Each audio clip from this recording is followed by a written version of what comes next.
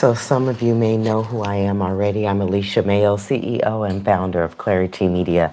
I'm also clumsy.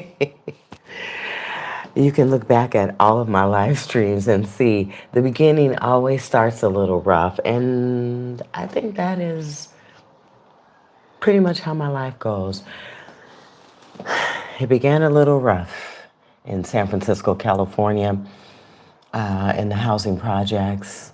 Yeah, we weren't rich, we didn't have much, but my mom did the best she could. My grandparents worked so hard. When they left Jackson, Mississippi, moved to California, and started working. You know, again, life can begin a little rough, but you can get it together. You can get control over your life. You know, take one day at a time, one moment at a time. Dust yourself off, pick yourself up, straighten your collar, adjust your microphone, and start over again. Hello, everyone. Alicia Mayo, CEO and founder of Clari-T Media without the Y. I know what the Y is. My purpose is to share human stories and grassroots solutions to our everyday problems. Now, look at the everyday problems we're having in the United States of America. Every single day problems that never seem to go away. We keep doing the same stuff. We keep making the same silly mistakes. Dealing with other countries in the way that we're dealing with them, you know. Dealing with other people, dealing with other nations, getting involved in other people's business. And eventually, you know, we're going to have to pay. We're going to have to pay.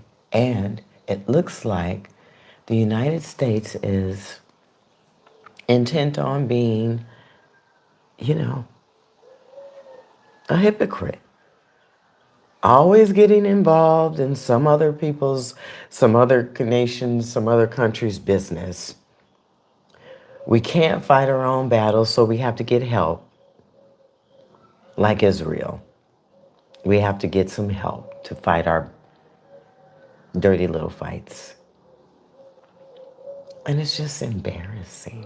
I'm embarrassed. There's got to be another way to do business where we're treating other nations and countries with more respect.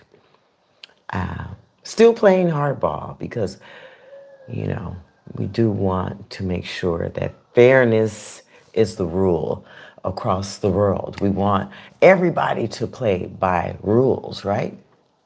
But we cannot, as Americans, make up our own rules and go in and, you know, start trouble, wreak havoc on other countries. Yeah, seems to me that white Americans love trouble. They think they're so tough. They think they can manage all of the fights that they start. Well, sometimes you got to get your ass whooped. Sometimes you just got to get your ass kicked. And I think that I don't want to be in the United States for the ass kicking. I don't want my sons to be there because my sons were raised not to be bullies. My sons were raised not to start fights that they can't finish, you know, and not to be bullies. I raised my sons not to be bullies. I raised them to fight and to defend themselves, though. Their father, he believes the same thing, you know. And he's a hardworking American man. I was a hardworking American woman until I decided I did not want to work for the fuckery. I don't want to do the dirty work of the United States. And I worked in technology, in media communications technology. I was a machine learning engineer. I helped automate news cycles for all of the media. CBS, iHeartMedia, Nexstar, Westwood One. I was that machine learning engineer who created automated news systems that would repeat stories over and over and over again about the U.S. Stories, I called it, but it was propaganda. I had to get out of that business because I realized that I was pushing propaganda that I didn't agree with. So I left. You know, I'm an African American woman. I'm African and American. I'm Nigerian. I'm Ghanaian. I'm Senegalese. I'm Burkina Faso. And I am Irish. I am British. I am Russian. I am Basque. And I am German. And I had to make a decision about whose side, which side. You know, and I think my American friends and family need to make a decision. Who will you fight for? What will you fight for? It's confusing when you're in the United States knowing what the United States is up to all over the world. And how can we respect that system when it's the same system that hurt my ancestors, my people? What they did before, they're doing now. And then to join in and get, you know, some of their bully friends to join in on the damage or the fuckery. They say it's for, you know, Iranian people who want to be free, more free. But at the same time, they're going to go in and loot, take some of the oil, get whatever we can get while we're there, and sacrifice our own in the process. It's not making any sense to me. Just like the whole slavery issue, you know, and not wanting to pay reparations. You want to keep using that funding to go in and do damage in other countries. But you're not willing to take care of your business at home with people like me who work for the country, who serve the country. And we're still not being compensated fairly and equally as Black Americans, African Americans. Where is my money? Where is all of the money that my ancestors worked for that you didn't pay us, you know, with? You kept that and we allowed you to take the taxes from our hard work. We let you borrow against our money that we worked for so that you can go and fight your battles and start trouble with other countries. Well, we've had enough. We're not allowing it anymore and we want our money. Okay? We want to liquidate. Hi. How are you, Bitao? Thank you so much for joining me. Make sure you hit the subscribe button, okay? Because YouTube wants me to continue to make the content that I make from where I'm at. I'm over here in the Caribbean. I left the United States 3 years ago because I saw the direction we were going in, and I was really, really concerned. I was really, really worried about what would happen next. And look at what has happened in just 3 years. The power of three. March 3rd, I live in Negril, Jamaica right now, Beta. I live in Negril, Jamaica, in the Caribbean. I left the United States 3 years ago, and here we are going on March 3rd, the anniversary of when things changed again for Iran. Well, they can call it a peacekeeping mission from the United States, but all of the lives lost is not peace. 1, American life is too many. 3 is way too many. I have a nephew in the United States Army. I have friends who have children in the United States Navy. When we are losing lives on both sides, when the Iranian people lose someone that they love, When we lost Dr. Martin Luther King, not all of us were supporting Dr. Martin Luther King or Malcolm X, but he was still a leader for many of our people, just like the Ayatollah Khomeini was a leader for many people. We don't have the right to just go in and kill. We don't have the right to go in and terrorize and bully and take. We did it in North America, and look at where it's getting us. I don't want to be there. I don't want to be there when retaliation happens. And I don't want my sons to be there in the U.S. when the retaliations happen. So I came here and I'm making a way for myself and for my children to come and be away from all of the foolishness. They can shut off the fuckery that's going on. They can turn off their devices. They can live off the grid right here where I am. And, take a break. Decide what they want to do and how they want to live. That's why I came here, for choice. Yeah, for choice. I came here for choice. So thank you so much for joining me live here. Where are you in the world? I hope you're in a safe place wherever you are. I hope you are in a safe place, because we're only human beings. We didn't ask for this. We did not ask for war. We did not ask to be bullied. We are just human beings. We want to just live in peace. Right? We want to live in peace wherever we are in the world. And so, please find a nice, safe place in the world. You don't have to remain where you are if it is not safe. Do your best to get your visa. Do your best to get your passport. Leave like I did. I'm a Black American woman. No one in my family has, well, my cousins, they're men. They left and they went to discover the world, right? So they know that they can leave, but they haven't left yet. I want them to leave, and I want them to take a break. You don't have to remain. And I know when you're working and earning an income, you have to do that. But your money goes a long way in the rest of the world. Iran even is a beautiful place. I can only hope for the best future for Iran and other parts of the Middle East and other parts of Africa and other parts of Asia. Yeah, India. There are other parts in the world for us to go and live.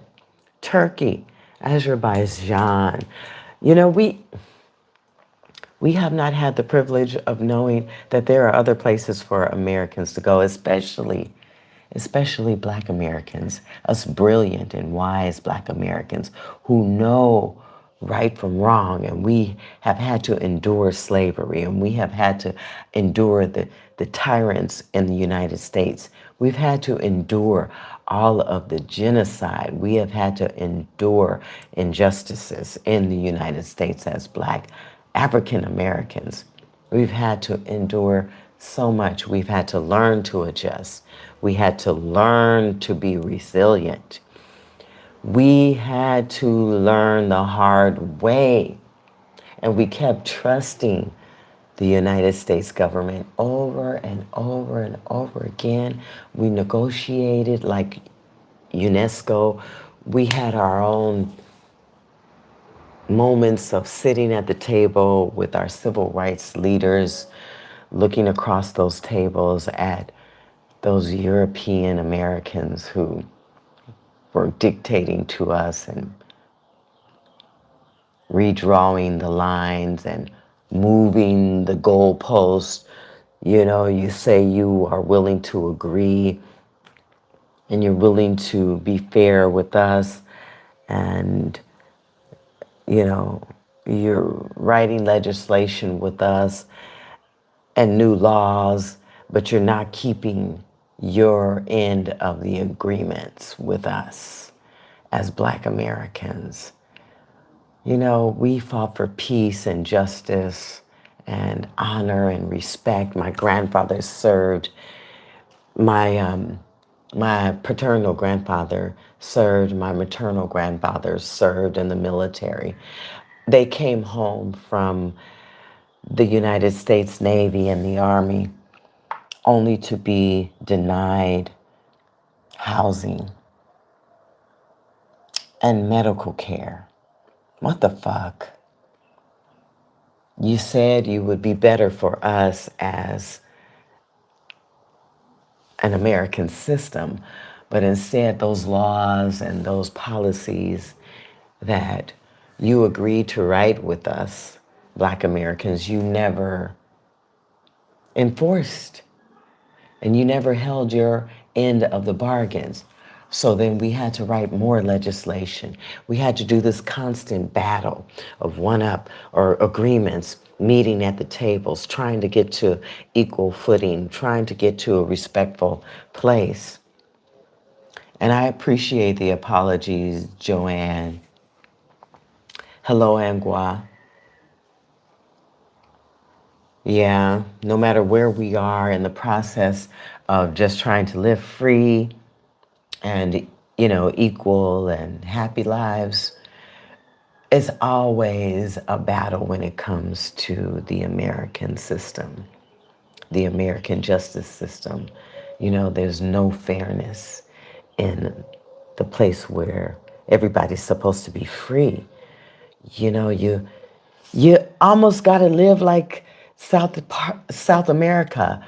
I mean, South Africa. Yeah, South America too. Apartheid, living in shanty towns, villages where, you barely have fresh and clean water and food, healthy food, and it's all controlled. I lived in the United States all of my life. I was born there, 1965, born in San Francisco, California. My family were sharecroppers. My grandfather picked cotton and vegetables as a child. He was in child labor until he was old enough to join the military. He picked cotton, picked vegetables in the fields. It was illegal for him to be working when he was working, but he did that. He had to. He had to do it with his father. I don't know the story of my grandfather's father, but something happened to Mr. McGee. Mr. McGee of Jackson, Mississippi, and I'm going to find out more. I'm going to share more of what happened to my grandfather's family in the lynching South. What made him escape and leave the South and go to the North in California with his wife, with his mother, with his sisters? Something made my grandfather leave after he came home from serving in the military in the Korean War, in the Second World War. What made my grandfathers, both maternal and paternal, leave the South to go to Northern California looking for work? They couldn't find work in Mississippi or in Louisiana. They weren't being treated fairly in Mississippi and Louisiana. What was happening?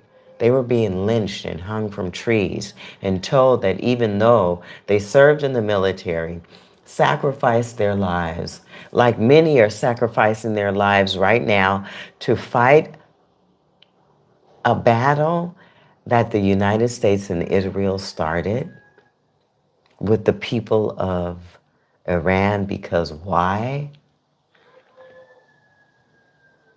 What is that human story? And what about the solutions? Fair solutions, righteous solutions. Are we going in to take oil? Are we going in to take something else that doesn't belong to us as Americans, European Americans, making decisions for other Americans that we don't all agree with? And the outcome is still bad for many and most of us. And who will pay for the outcome? Who will pay for the decisions that a handful make for the majority? While we continue to work, we, as in brown and black people of the United States, or poor, disenfranchised other Americans of all hues, of all races, only there in the United States for freedom, only there in the United States for justice, to live peaceful lives. And then you go and you invade in another country and expect for us, the indigenous and the original inhabitants of the United States, you expect for us to just turn away and watch you make decisions for us that don't benefit us in the end. We can see the long-term effect. How come they can't? Oh, because they're out of touch. Donald Trump doesn't know what it feels like to join a military and fight and risk your life and know that you could be killed at any moment. Well, maybe he knows that now because there have been several attempts to unalive him. And that's too bad to have to live like that. But it all started somewhere. It all started with tyranny or some bullying or, you know, thieves going in and pillaging and taking over places that don't. Well, I guess they never saw land and minerals and resources as not theirs to take. That's the attitude. The attitude must change. We must change our attitudes about land and resources and who it belongs to. I think that's where it all begins. It's just what we think we're entitled to as human beings. Thank you so much for joining me here for my rant. I left the United States 3 years ago to get away from all of what I saw. I could not afford to live in San Francisco. And I knew that because I was a single woman who couldn't afford to remain in San Francisco, I knew that I would have to move away from my adult children. Thank God they're adults. Our sons are in their 20s. My grandson, though, I need time with him. I needed to be able to help raise him, but I couldn't because I had to move away. And so I had to make the choice to move away to a place where I could be safe, where I could look at the world in a safe location and make a safe decision about where I would live permanently as a senior woman, single senior woman. And I'm glad that I chose to be where I'm at because I'm in a safe place with a safe community that cares about me, that protects me the same way I protect myself. That's what we have to do. Wherever we are in the world, we have to build up our community. We have to build up our local neighborhood. We have to understand who our neighbors are. And we have to get strong as a community. Build that strength no matter where we are. Build up the strength. Hello, hello, hello, hello, Moab. Hello to Sangwa. Hello to Joanne. Hello, Three Light Traveler. Hi, hi. Thank you. Yes, total war is upon us. And this gray hair is natural. This gray hair came not because of stress and worry. This gray hair is genetic in my family. It is something that all of the women and many of the men have in my family. I am of African and European descent. It is just the way my family's look. My family members look like this. They came from Virginia after arriving there from Africa and other parts of the European nations, okay, including Ireland, Great Britain. Russia, Germany, Nigeria, Senegalese, Ghana, Mali, Burkina Faso. Okay, so I am African and European. What a position to be in. And I'm from the United States. I was born there in 1965. I was raised in the US, brainwashed to believe that the American system was the only and the strongest and the most powerful and the ruler and the leader of the rest of the world. The peacekeeper, the peacekeeper. America the beautiful. Well, it is a beautiful country, but I don't know about being the peacekeeper. I would not agree that America is the peacekeeper. I would not agree that we are a leader. I would not necessarily agree that America is the place to be. Everybody wants to be in America. Everybody wants to be a citizen. Why? I am a U.S. citizen. I was there all of my life. I'm 60 years old. I will be 61 this August. And now I can see clearly what has happened. The United States used a bunch of labor, used a bunch of people to benefit their economic position in the world, their security position in the world. And yeah, we worked our asses off. African Americans work their butts off in the United States. We did some extraordinary things, my God. Can you imagine? And I'm here in a place where they work their asses off too. I'm in Jamaica. I'm in Jamaica, where the people of Jamaica built this island up like a beautiful jewel. Now, polished so beautifully, even though Hurricane Melissa hit Jamaica, you know, the natural disasters. Same thing in the United States, you know, but the people, it's the people like you and me, when we go to places like Jamaica, like the United States, and we work hard to build up those places. Wherever we're from, we build. We build.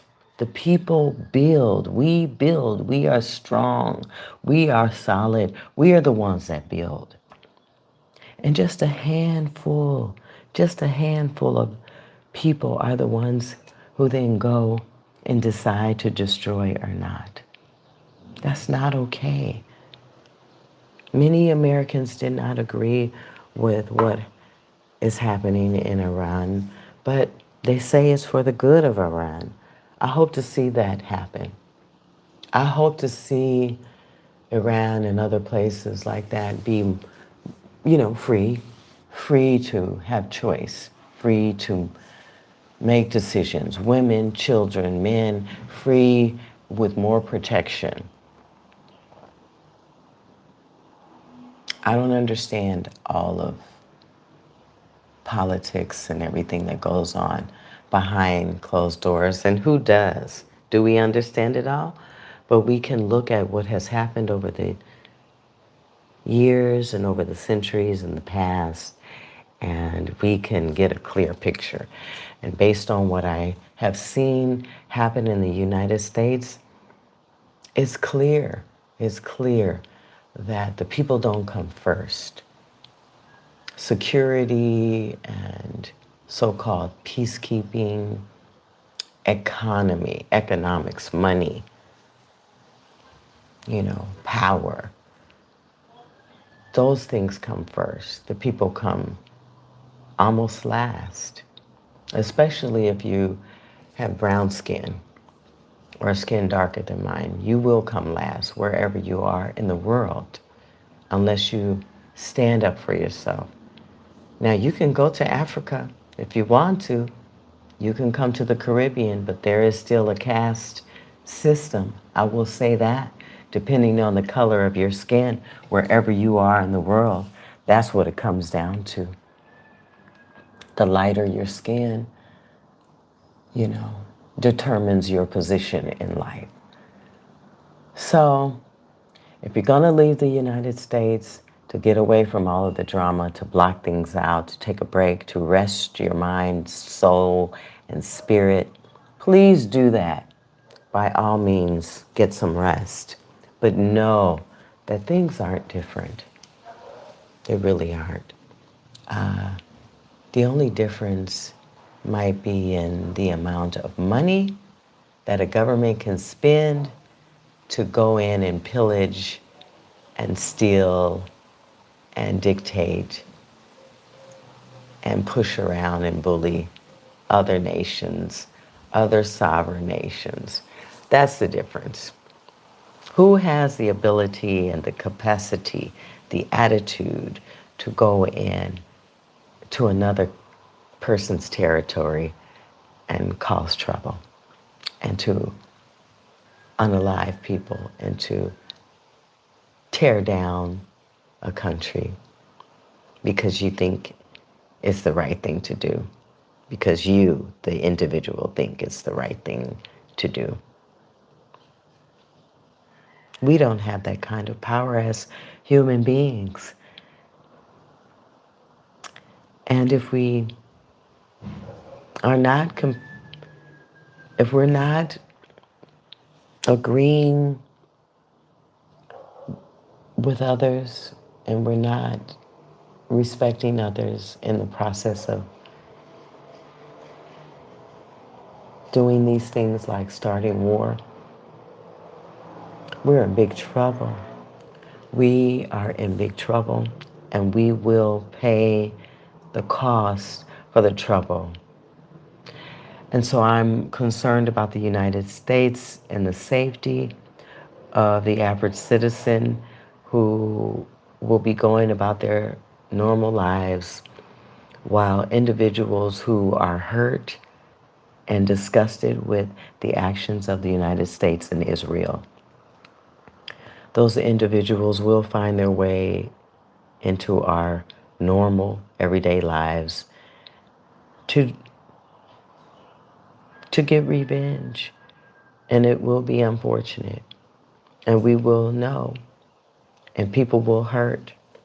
The pain will continue because that's just human nature and that's just the way it goes. But we should be trying to do something different as humans. We should be trying to do something different. We have to be more brave, like my grandparents were when they left Jackson, Mississippi, or Louisiana, when they saw that the Ku Klux Klan and those bullies were lynching African Americans for no reason, just because they were trying to have businesses. They were trying to do something better in life.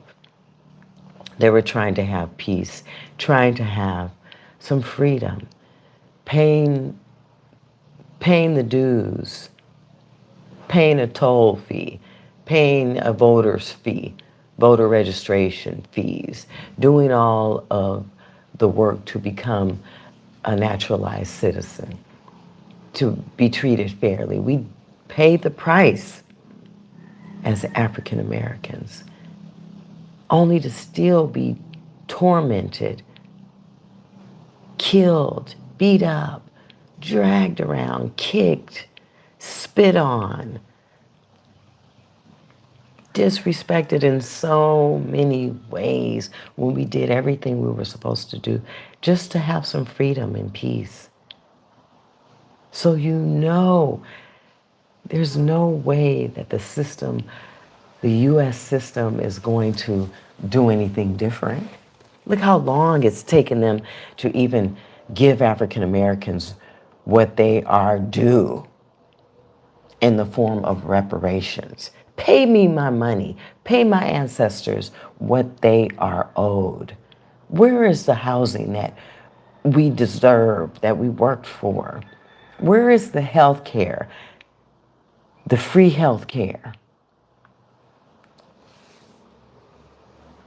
Gosh, we can't even get our own government to make sure our children have health care in the United States. So everything that happens to the US system is long overdue. I don't wish anything bad on my country. But the old system must go. The old way of doing business must end. It must stop.